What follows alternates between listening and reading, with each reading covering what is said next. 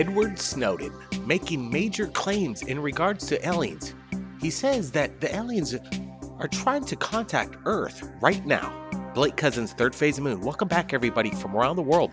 The NSA whistleblower was speaking as he continues to live in isolation in Russia, following a major leak of information regarding the way the government agencies monitor and use our personal data. However, he took some time recently, just Friday, and he spoke to scientist Neil deGrasse Tyson, the Star Talk podcast, to make some incredible claims. Listen to this.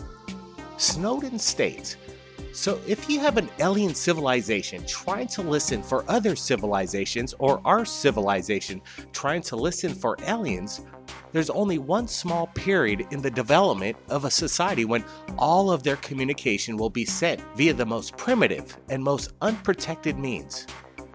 So when you think about it, everything that we're hearing through our satellites, or everything they're hearing from our civilization, if there are indeed aliens out there, all their communications are encrypted by default. So what we're hearing that's actually an alien TV show or, a phone call is indistinguishable to us from cosmic microwave background radiation.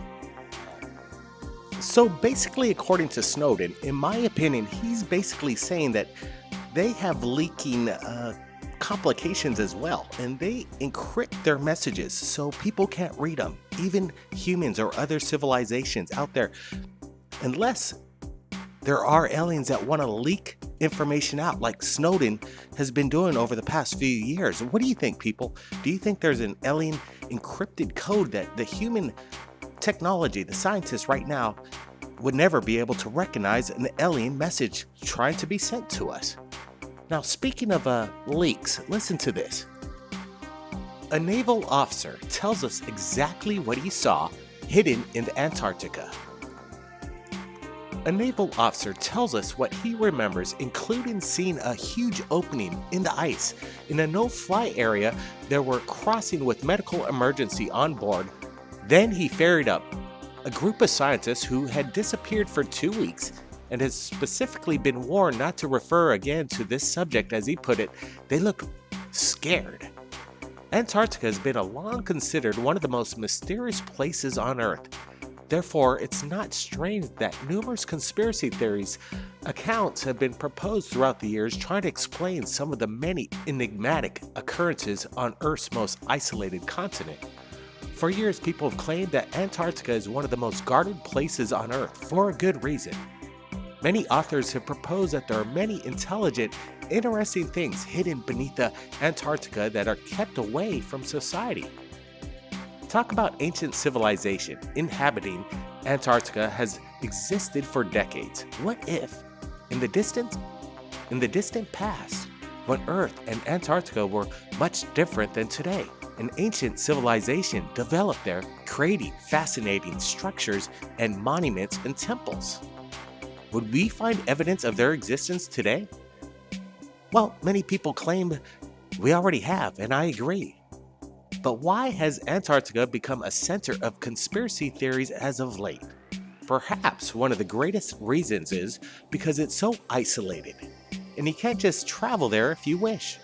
Furthermore, even though we know about Antarctica only for a little over 100 years, there are numerous ancient maps that depict past of Antarctica free of ice.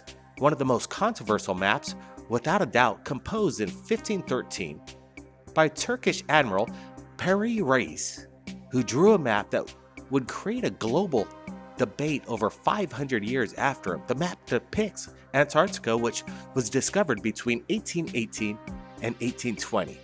But how is this possible? The history of Antarctica emerges from early Western theories of a vast continent known as Terra Australis, believed to exist in the far south of the globe. The term Antarctic referring to the opposite of the Arctic Circle. Now take a look at this. In 2012, a satellite image of Antarctica spotted a strange oval-shaped formation in one of the most remote places on the planet. Wow, thousands of miles away from modern society, this strange oval-shaped structure raised numerous questions among experts. At 400 feet across, experts analyzed the image that it could be a structure a result of Mother Nature? They say the unusual shape of the structure suggests it may be man-made. Now, the image is just one of many odd things that have been found in the Antarctic, and many authors and whistleblowers claim that there's more to Antarctica than we've ever been told. What is referred to as truly shocking and astonishing claims this official Navy officer states that he saw a huge opening in the ice where there would be no flyovers by any craft. Why is it there? What's it doing there? I want to get your opinions, people. Now, could the naval officer be referring to Hollow Earth? Well, in February 1947, Admiral Richard Byrd was in charge of a massive operation in the Arctic that was called Operation High Jump. He was given the Medal of Honor by our United States government. In that period, Admiral Richard E. Byrd, together with Admiral Forrestal, who was a member of the Majestic 12, those had a great alien-related knowledge, had the opportunity to fly unexpectedly to land beyond the North Pole, and for the first time to visit Hollow Earth. Admiral Forrestal was appointed in 1947 by President Harry S. Truman as the first United States Secretary of Defense. Photos today are showing us through satellite some of the entrances to Hollow Earth in Antarctica, and some unexplained and mysterious hidden locations in the North Pole, probably including among them the entrance that Admiral Byrd had entered the Hollow Earth in 1947 to land beyond the North Pole, where he wrote books that has still been kept a secret and away from publication and from the entire world by the USA and other governments. What do they not want Admiral Byrd to share in his publicated books? Get them out there. We want to see it. Sounds like they're covering something up. Something massive. Is there an entrance to Hollow Earth in Antarctica? What's furthermore disturbing, James Forrestal was thrown out of a 16-story window despite the claims that he had committed suicide. He was going to go public with the information that he knew and the secrets he was going to release. Admiral Byrd wrote an extensive document diary of his journey into the Earth via the North Pole, which he would publish soon after all the books were banned and retrieved, except for the diaries that he and his family had held under lock and key. The government at one time gave Byrd 8 months and unlimited funding to retrieve a couple UFOs embedded somewhere in the north. I want to thank everybody for joining me right here at Third Phase of Moon. And don't forget, our Friday show is coming up. It starts 12 a.m. Eastern Standard Time and 9 p.m. Pacific Standard Time. Call in 347-934-0378. Share your UFO experience to the world. We'll see you very soon. And keep your eyes on the skies and have a steady hand, because you never know when things. The lost continent of Atlantis has intrigued readers for generations. Blake Cousins, welcome back everybody from around the world. We have incredible evidence coming in from Google Earth in regards to the lost city. But first, let's get started with this. Our first account of Atlantis came from the Greek philosopher Plato in the year 360 BC. He spoke of an advanced civilization that existed 9,000 years before his time. A civilization of gods, men, power, and destruction. The island, the continent that existed beyond the Pillars of Hercules, which in our time we call the Straits of Gibraltar. Well, the description of Atlantis is so detailed that it begs the question, did this place actually exist? Can we use Plato's description as a guide to find the lost continent of Atlantis? It was claimed by Plato that the gods of the old divided the land so that each god would have their own Poseidon, given Atlantis. An island that was larger than Atlantis was an island consisting mainly of mountains.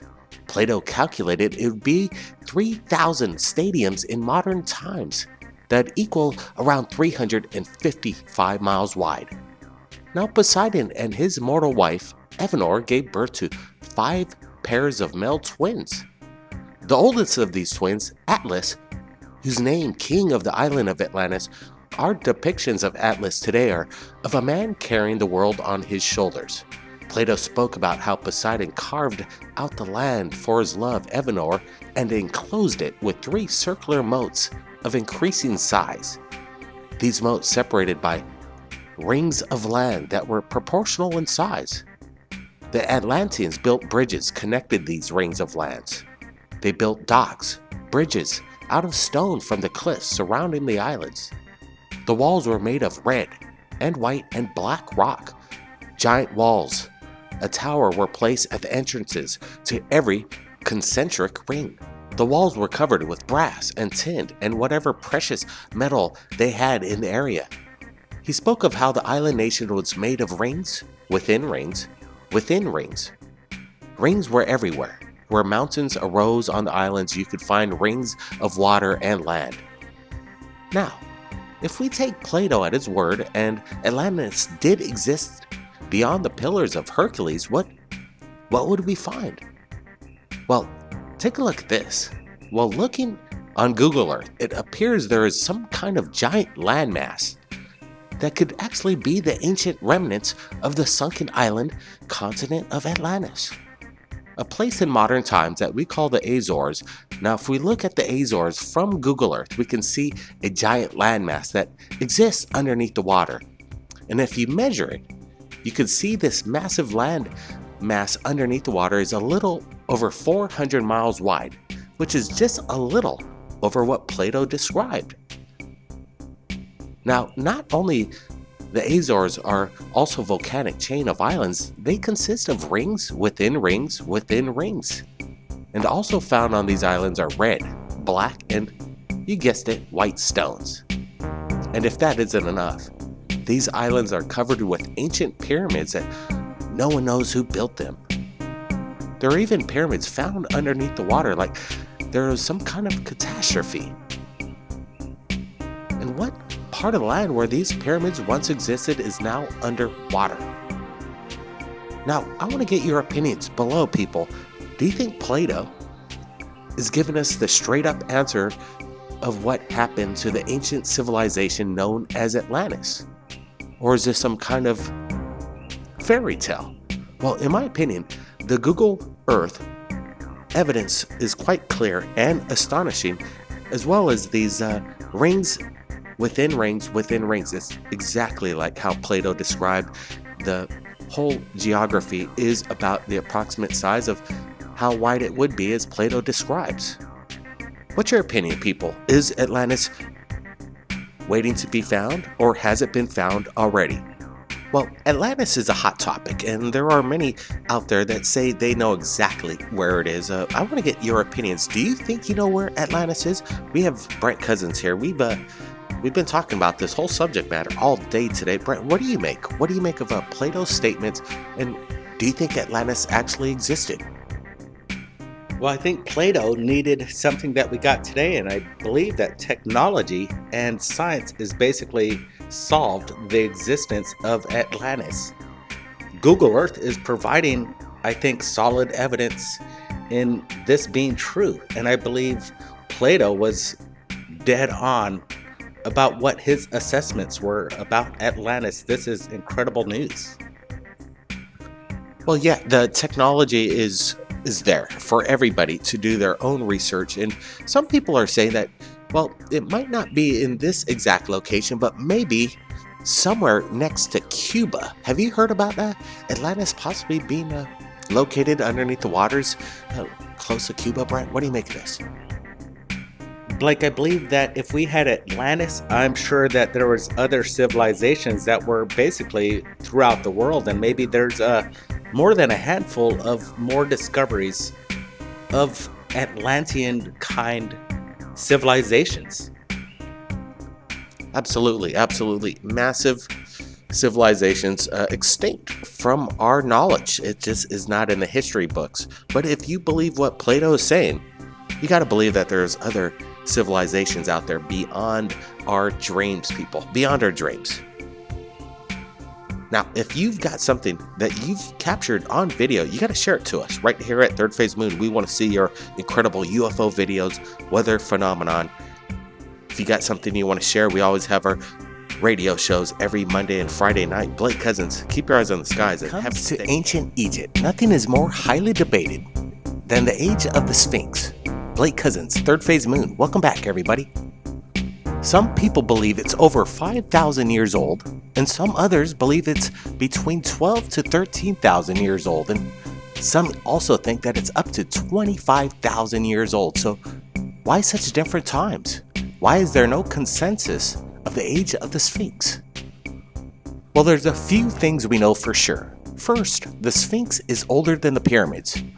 Well, how do we know this? Well, going by standard Egyptian chronology, there are records indicating the existence of the Sphinx before the reign of Khufu, the creator of the Great Pyramid.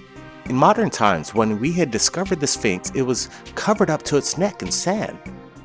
So there was a long time it was believed that the Sphinx was nothing but a head. But as excavations started to take place all around Egypt, it was discovered that it was not just a head, but there's an entire body attached to the Sphinx. But this isn't the first time that happened. In the year 1401 BC, the pharaoh Thutmose was still only a prince and not even in the line to be a pharaoh. While out hunting on a trip with some of his followers, he grew tired and lay down next to the Sphinx and had a dream, and says the Sphinx spoke to him. And this is what it said: "Look at me, see me. I am your father, and I shall give you the kingship on earth in front of all the living ones. You shall wear the white and red crowns upon the throne of Geb. The earth shall be yours, in its length and width, and all the eye of the Lord of the Illuminatis.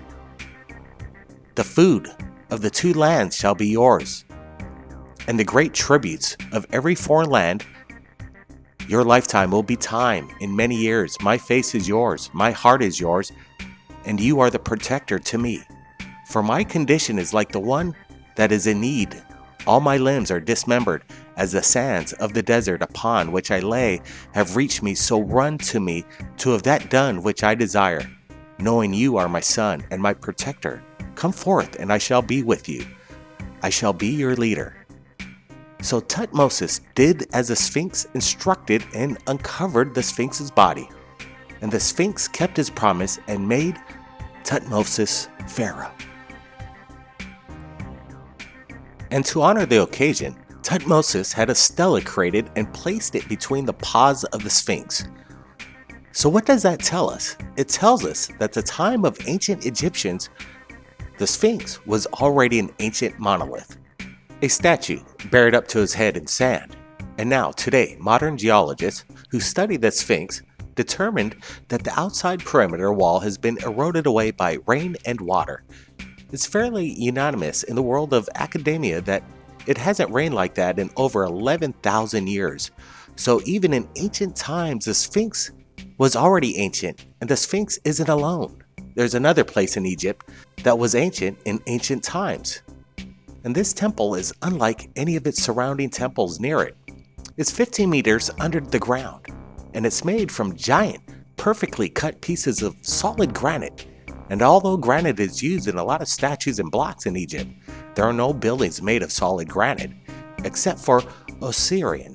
If that wasn't strange enough, the Osiris is also lower than the natural water table, so every year, the Osiris fills with water and has to be pumped out. But then, a discovery was made that blew everything else out of the water. Now, while everyone was so wrapped up in the discovery of Tomb Osiris, people were distracted away from the incredible engineering that took place. They started with a shaft, cut 20 feet straight down, then took a 90-degree angle, then went out 40 foot more, then went straight down another 40 feet, till you came to a staging room that had 7 hollowed out carved places. Inside were 7 granite stone sarcophagi, and in the corner of that room was found another shaft, cut straight down to 90 feet underneath the Sphinx, and there they found the tomb of Osiris, a sarcophagus that was over 12 feet long, whose lid alone weighed 9 tons. It rested in a pool of water surrounded by 4 pillars on each corner. They had appeared to be at one time black granite stone, obelisk, but has since been destroyed. So was there a god in there? Who was inside this giant sarcophagus? Well, Egyptologists tell us nobody was in there. It was a symbolic tomb, and this place was a place of prayer and worship. Although there are no remnants of any offerings to the gods or sacrifices that were made, and there were no ladders of any means of getting down to the tomb. Another interesting point is the shape and design of the tomb of Osiris. It has no markings, no magical inscriptions to ensure the god's king's passage into heaven. It was blank, not a single hieroglyphic on the tomb itself anywhere. It was pretty rare for any sarcophagus to be made up of solid granite, but there is no other place that contains a giant sarcophagi, and it's just as mysterious as this tomb. They weigh up to 50 tons and were carved from a single block of granite. Sarcophagi were moved underground through hallways carved out of bedrock that are barely wide enough for the sarcophagi to fit through. Now, there are theories on how they move stones for constructing their pyramids. Are there any other gods that have a tomb? Why is Osiris depicted with his dark green alien skin? Was it to represent his death and what happens to the human body after it dies? Or was it meant to represent an alien god who descended from the stars? Or was this just a figment of the imagination of some ancient Egyptian? It does seem curious that the ancient Egyptians don't speak of Osiris as some kind of men spoke about him as a king of their past. Their first king, the creator of civilization, he had his own land. His brother and sister has had land as well. He had his own people that prayed to him, his own temples dedicated to him. Laws and rules were governed by him. And for example, to show you how far back in time that Osiris supposedly existed, his first rules for helping to create civilization was that his followers, man, can no longer eat each other. He banned cannibalism. One of the first laws decreed by the Lord Osiris that no man can do. He made many laws, purchases, lands, trade in slaves, ordered construction, and a list of other things that any normal human might do, but was no normal human. He was the first god king, Lord Osiris, creator of civilization. I want to get your opinions, people, below of what was the pharaoh Osiris up to?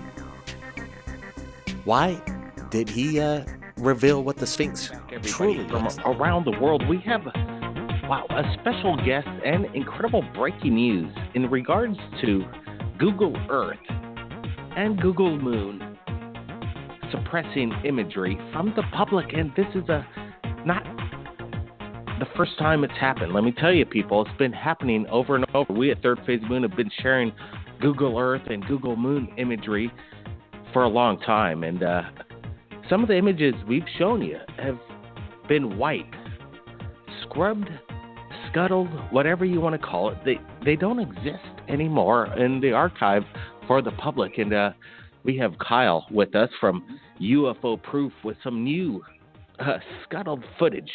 And we have some new footage coming up too that I want to share you from Mars. I wonder if they're going to be scuttling this stuff too. But wow, Kyle from UFO Proof, we have them right now, and it's quite insane. We got the man. How you doing tonight? What happened? Doing good. With your new research in regards to the moon. Kyle, welcome to the show. Thank you, Blake.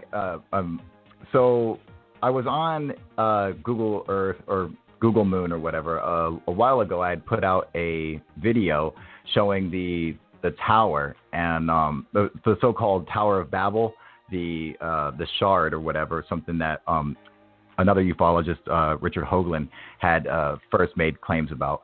And by using Google Moon, I actually stumbled across it, and it was amazing. It's literally a 2-mile high structure pointing off the face of the moon, and what was interesting is I posted a video about it about a year ago, and I was showing some friends, and then just a day ago, I was talking about it with some people, and I went to go look for it, and today it is gone. It is nowhere on my Google Earth, and I do run Google Earth Pro, so wow. Because no, we've been watching this. We just spoke about this the other night. I think when we're on your show on UFO Proof, we actually were saying that Google Earth and Google Images are scrubbing their imagery, and then next thing you know, it was actually within 24 hours, and all of a sudden, this imagery is got all this. It's got to be. I don't know. It sounds like we're shaking things up. Now, I'm just gonna point this out that I did find it very unusual because we were looking at it, just some friends of mine on Google Hangouts before we had our interview on my channel, and then we go and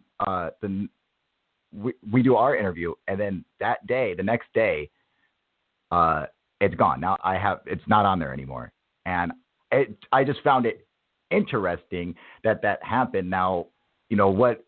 I believe that structure is there no matter what. I think that the Google Moon or whatever on my end, there's something up with it, and I just find it interesting that that's even possible to happen. I mean, when you give out the coordinates to anybody on Earth, you give them the coordinates for Google Earth, you put out the longitude and latitude, and they type it in, and it takes them right to the same picture, so everyone gets to see the same thing. How come I'm not able to see the same thing, even though I have the exact same coordinates that everyone else is using? It doesn't make any sense. Well, this is weird because you're saying other people out there are still able to access this, but now you're being denied the access through Google Earth. Is this correct? It seems like not like I'm being denied, but something's happening where maybe they're updating, maybe they're doing whatever, but it's obviously affecting my Google Earth or Google Moon or whatever. It doesn't show it anymore. An object literally I was just looking at a couple days prior to all of a sudden is not there anymore, and it doesn't seem to make the slightest bit of sense because I have friends on the other side of the world who are able to go and view it, and it's just interesting that there's something's going on. I mean, how is that possible that we can have the same exact coordinates, but we have two different pictures of the same spot?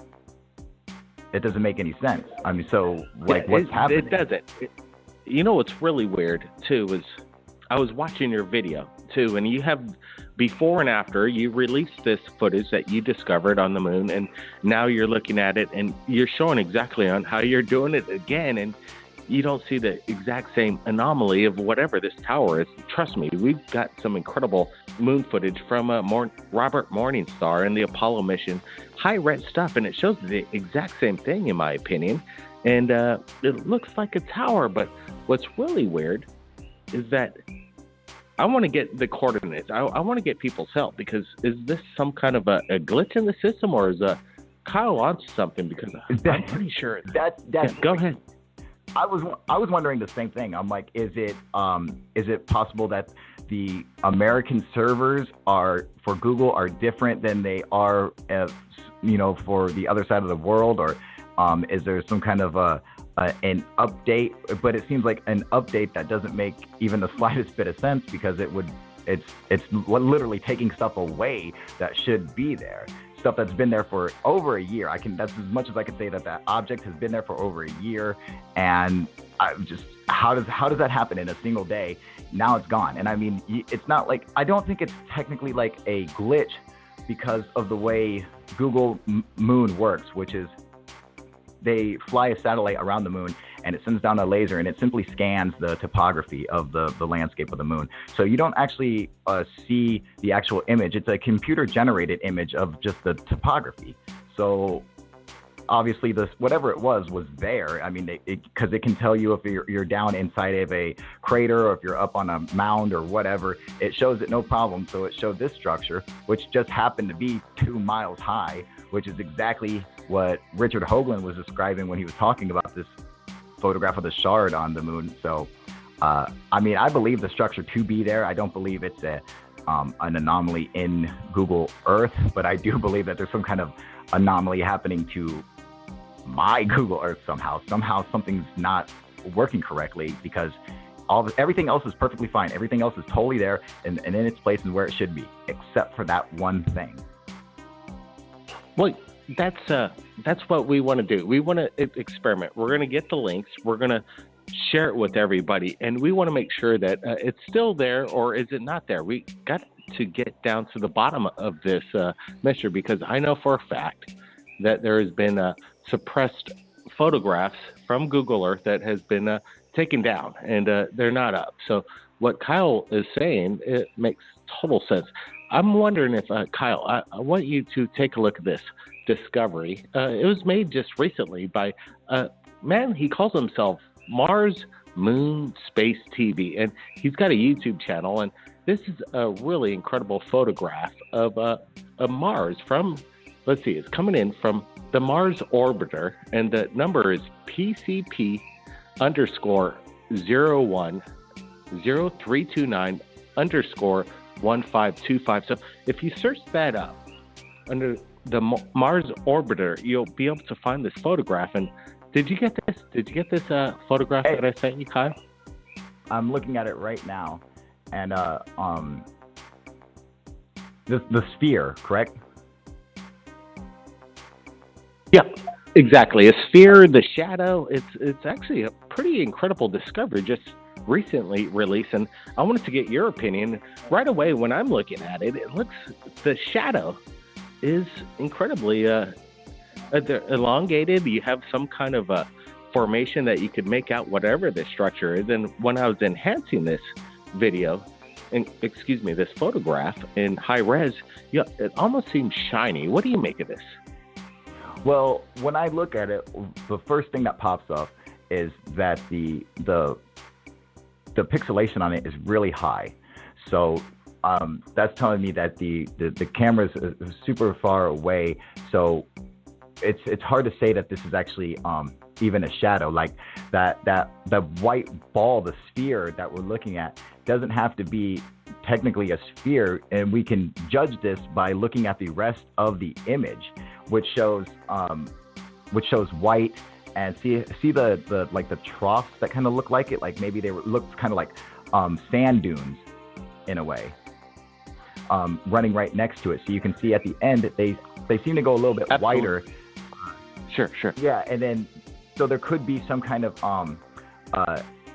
that it's just actually, it's not a sphere, but it's given us that impression because there's light bouncing off the inside of something, like more like that there's an indentation than an actual sphere, and the shadow.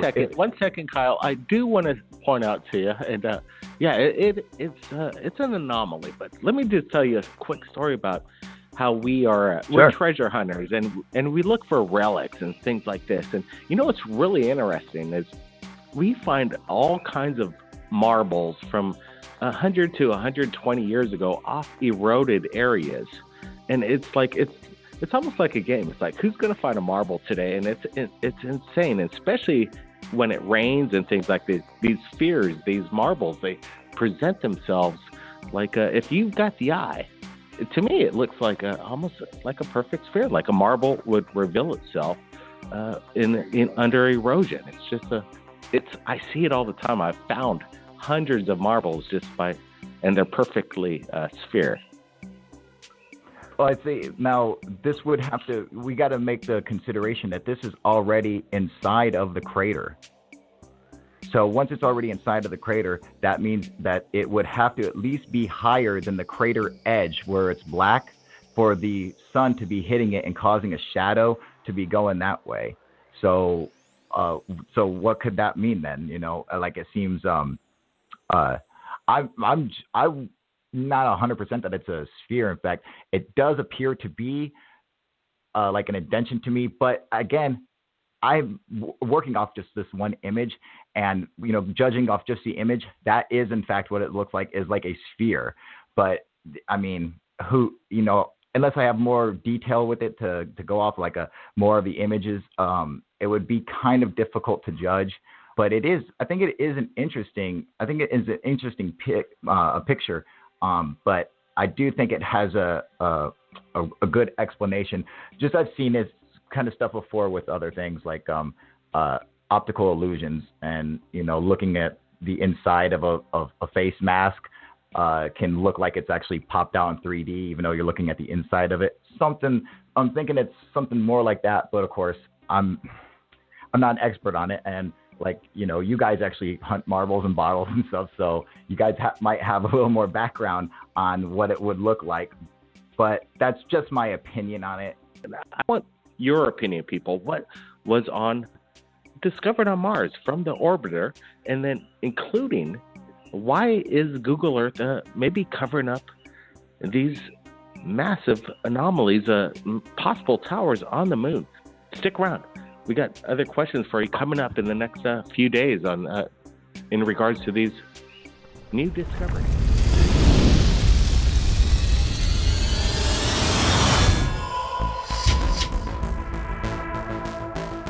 All right, here we go. Blake Cousins. Welcome back, everybody. Things are lighting up around the world. We have this video coming in from Italy, as well as numerous videos coming in. Let's just start out with this. Take a look at this. What are we looking at? It's coming in, and this is via our Facebook. It's a great place to share your UFO videos. Look at this. Look at this.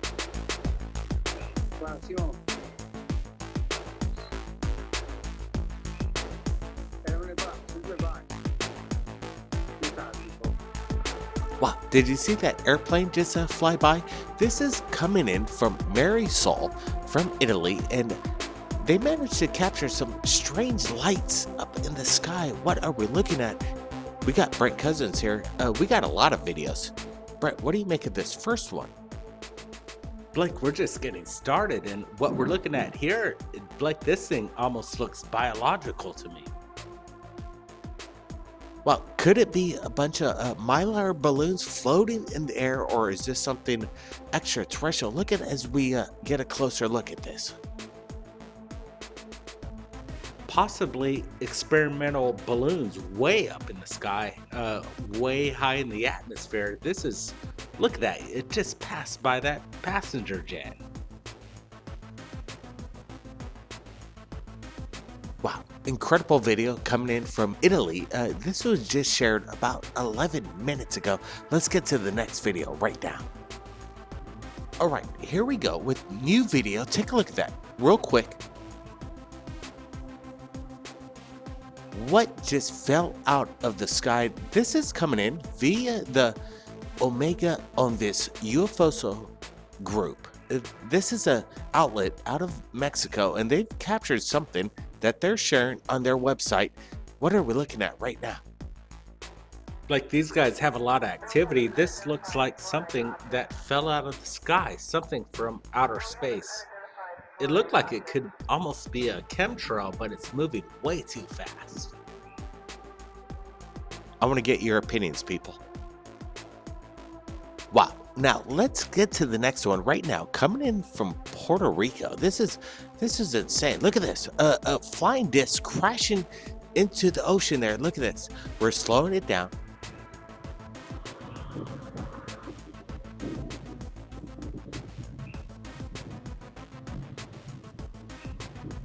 All right, now we've seen the video coming in from Puerto Rico. We want to get your opinions, people. Is this some kind of a hoax, or is this a crash by a flying disc? Brent, what do you make of this? Blake, I see some sort of ship over there on the horizon. Could this be some sort of military exercise? The splash really looks authentic, but there's some sort of shudder happening between this UFO effect. Blake, this could possibly be After Effects. We get a lot of videos from around the world, and Facebook is flooded with these kind of fantastic videos coming every single day. Wow. You know, this is coming in. We want to share it. Now, let's get to the next video, and we'll see what happens next.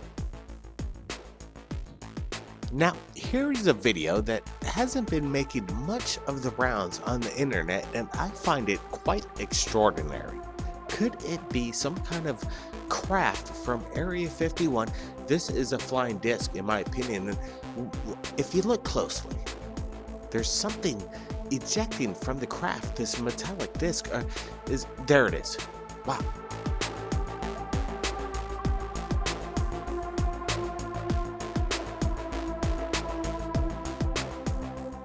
Look at this. We're gonna zoom up, get a close look. Look at this. It seems like it's dropping something off there, right? Wow, that was pretty weird. You see it, it's extruding out of the bottom there, and it just pops out. It looks like it's almost giving birth to a mini UFO. This is some of the strangest, most unique footage I've ever seen. Could it be an effect? I'm not sure. It's something to share right here at Third Phase. Now look what happened in Brazil. Shortly after the footage that was captured, now we see this exact same metallic orbish ball that we can't explain. Could this be the exact same thing that this metallic craft just unleashed or dropped off over Brazil? That's quite amazing. Let's look at this again and see if it resembles the exact same thing that landed in Brazil.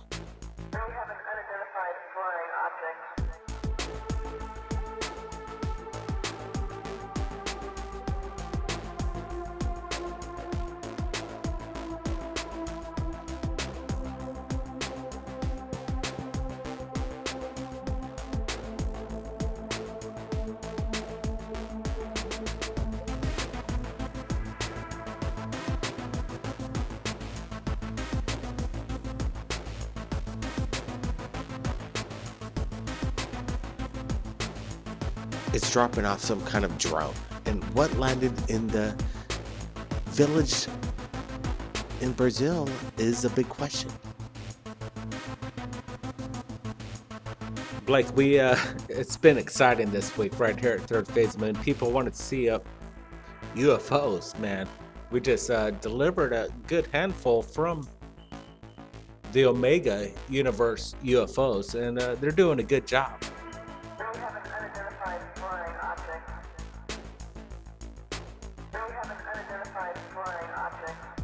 Now look at the people on the ground. They retrieve this thing. I hope it's not radioactive. I hope it's safe. It could be a satellite that fell out of the sky. Some people might say this, but wow, what is going on? I want to get your opinions, people, because we get a lot of stuff coming in via Facebook, and if you've shot something amazing, that's a good place to share it to us right here on our Third Phase of Moon Facebook. Now, John Graff captured over Los Angeles. This is quite astonishing. We all hear of chemtrails. What are creating the chemtrails over the skies all over the planet? And right away, we're looking at John Graff's incredible capture over Los Angeles just a couple days ago. And he can't make out what it is. And once he zooms in on this thing, he's stunned. He's stunned. It looks almost like a flying saucer orb laying a chemtrail over the skies over Los Angeles. Listen to this interview with John Graff, thanks to Hans Boysen, who managed to interview John Graff about this incredible sighting. Yeah, I've been following the chemtrail operations for about 10 years, and I watch them all the time, and they're just so mysterious. And they become more mysterious because in the beginning, when I saw the spraying, it was planes. It looked like planes. It looked like people doing weather modification or cloud seeding. You know, it looked like that. But now there's a whole new element to it that's over us. There's planes that are up there shooting at high speeds, and they are just different. This is not jets. And if you look at the video that I shot, when you catch the 22-second mark, look at the speed they're going. It was like trying to catch a horse race in the front row. I was following it as fast as I possibly could. And I did not know at the time I was shooting that they were not planes, you know, at all. I just thought, you know, they were. Looking at the video myself, I saw that they were these dark looking orbs going at very high speeds and leaving a massive trail across the sky. I mean, 2 in a row. I mean, anybody would think that is airport traffic is so wrong. Really amazing. I've seen these planes, shooting across the sky, and most of the time they're like horizontally, number one. But number two, they never go in tandem like this. There's people in other states that have caught like 5 in a row doing the same thing, but they did look like planes. I mean, they are shaped like planes. I got a feeling what we're seeing are shaped like planes a lot of the time. But every time I go out and shoot these chemtrails, I always think in the back of my mind, show me what you really look like. Just show me. I don't say it, but I think it. And that particular time, they actually showed me what they look like. And that's why I think that's what they all are.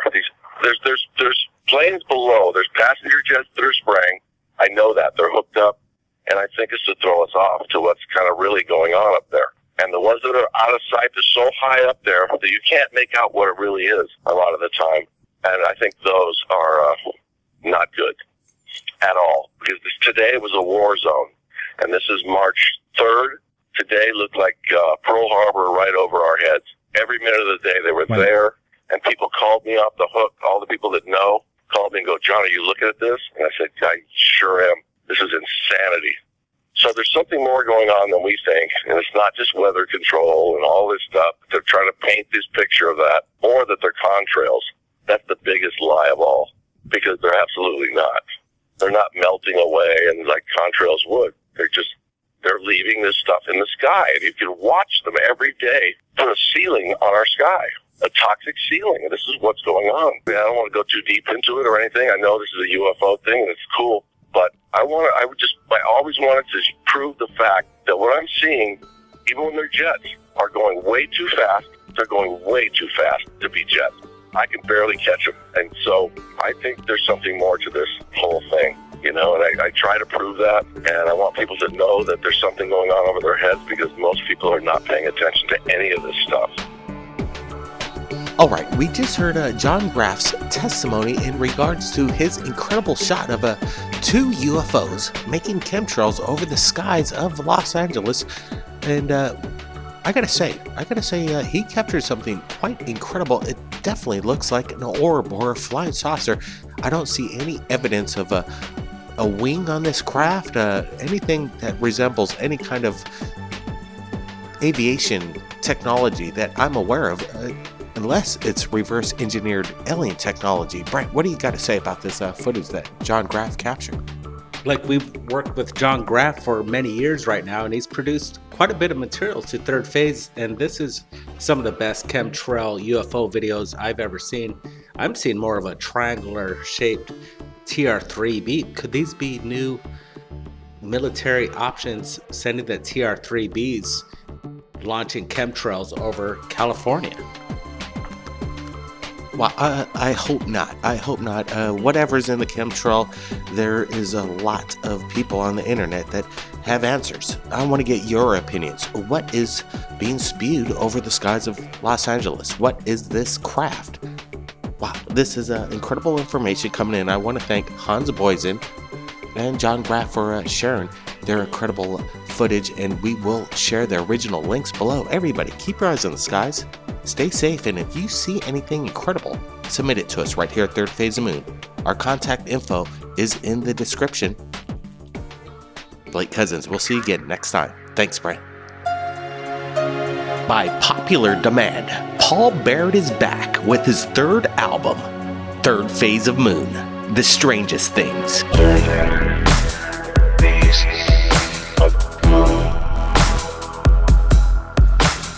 12 brand new tracks heard by millions on your favorite channel, Third Phase of Moon.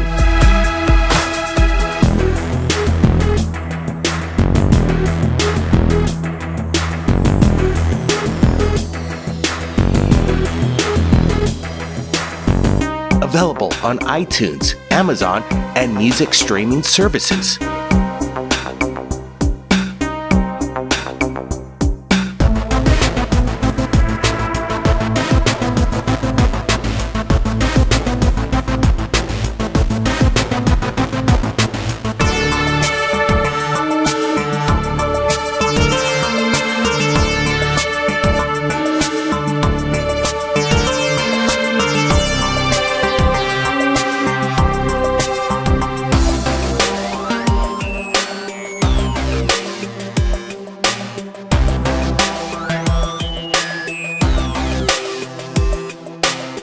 Byrd's third phase of Moon, The Strangest Things. Available right now. Links are below.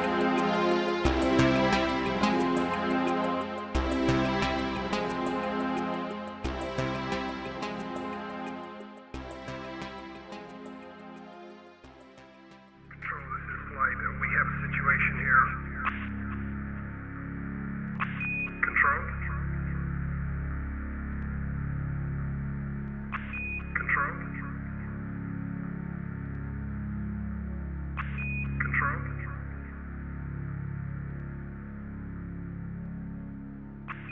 Control? Keep your eyes on the skies. We're not alone.